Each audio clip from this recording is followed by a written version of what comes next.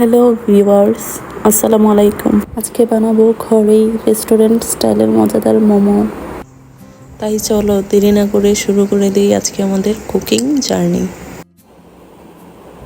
এই মোমো বানাতে আমাদের প্রয়োজন হবে পেঁয়াজ কুচি, মাংসের কিমা, ধনিয়া কুচি এবং কাঁচামরিচ কুচি।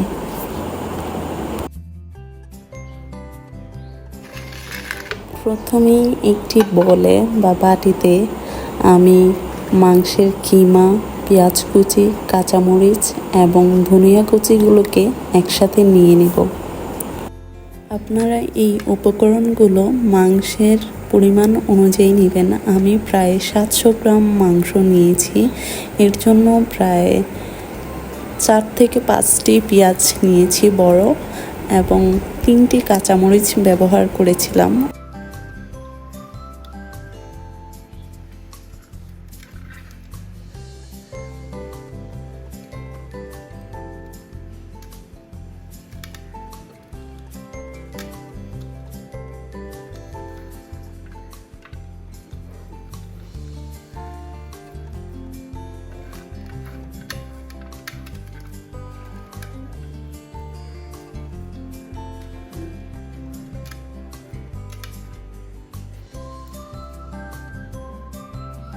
সাতশো গ্রাম মাংসের অনুযায়ী আমি 3 টেবিল চামচ পরিমাণ আদা এবং রসুন দিয়ে দিচ্ছি।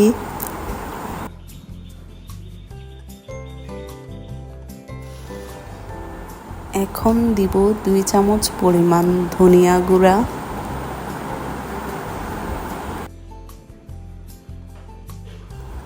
1.5 চামচ পরিমাণ লবণ। আমরা লবণ একটু কম ব্যবহার করব, কারণ সয়া সস আগে থেকেই লবণ দেওয়া থাকে। আমরা এখানে সয়া সসও ব্যবহার করব। দিয়ে দিচ্ছি জিরা গুঁড়াও 2 টেবিল চামচ পরিমাণ দিব।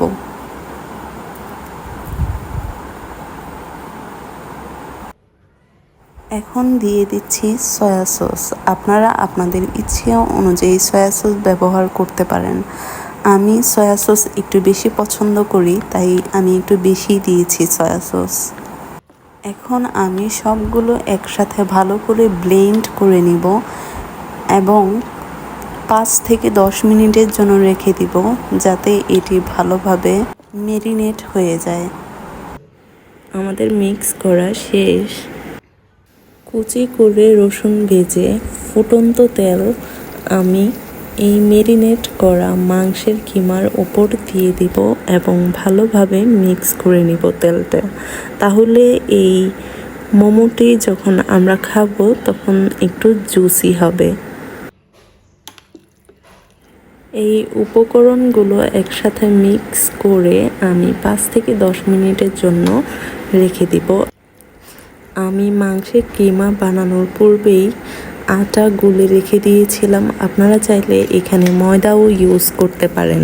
আমার বাসায় আটা ছিল, ময়দা শেষ হয়ে গেছে, তাই আমি ব্যবহার করতে পারিনি। আমি এই আটা গরম পানি দিয়ে গুলিয়েছি এবং আধা ঘন্টার জন্য রেখে দিয়েছিলাম। সময় বাঁচানোর জন্য আমি রুটি মেকারেই ছোট রুটি বানিয়ে নিয়েছি মোমোর সাইজের। আপনারা চাইলেও বানাতে পারেন অথবা রুটি বেলেও বানাতে পারেন। আমার সময় খুব কম ছিল, তাই আমি এইভাবে বানিয়েছি। এখন রুটিতে দিয়ে দিলাম মাংসের কিমা, তারপর এগুলোর মুখ বন্ধ করে দেব। এই যে দেখুন, আমার মোমো বানানো প্রায় শেষ। আমি সেদিন অনেকগুলো মোমো বানিয়েছিলাম একসাথে আমাদের পুরো পরিবারের জন্য।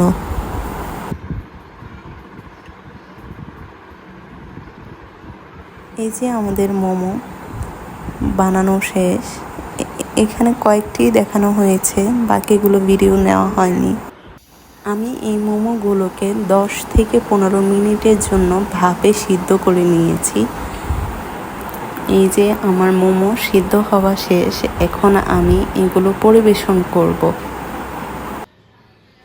আমি টমেটো সসের সাথে এই মোমোগুলো পরিবেশন করে নিচ্ছি। আপনারাও চাইলে বিকালের হালকা নাস্তায় আপনারা এই মোমো বানিয়ে খেতে পারেন এবং কমেন্টে আমাকে জানাবেন কেমন হয়েছে।